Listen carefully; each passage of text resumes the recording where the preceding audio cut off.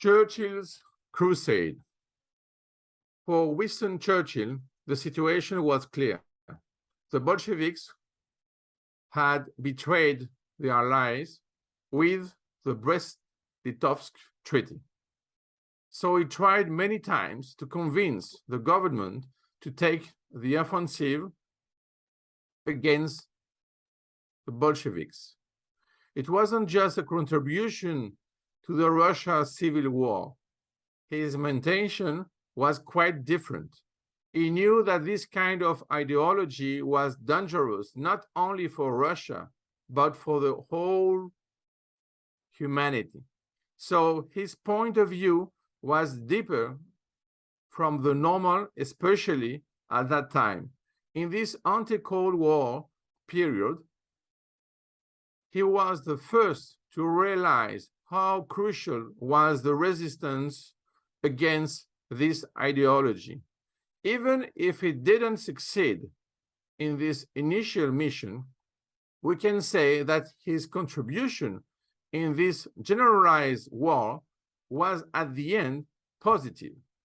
This proves his robustness because at the beginning he was really alone, but he never gave up even with his failures. He was also the first who estimated in a correct manner the danger that represented this ideology at the practical level of its application in several countries in the world. That's why his crusade makes sense even in the post-Cold War period, because he contributed to the liberation of Europe. It's not exactly an apology of Churchill. What I mean with this text is, in reality, what?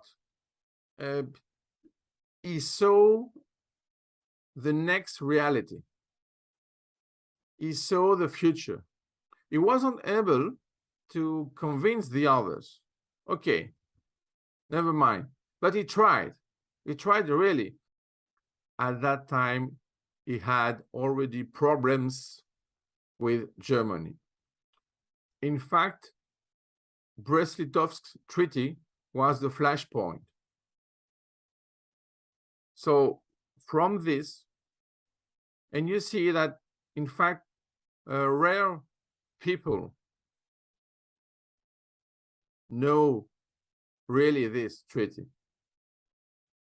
So we have to understand that he was alone. He started his crusade alone.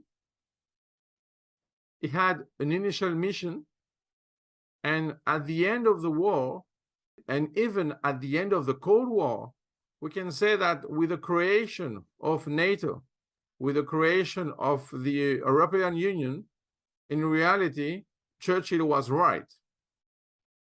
So imagine, I mean, if he wasn't there,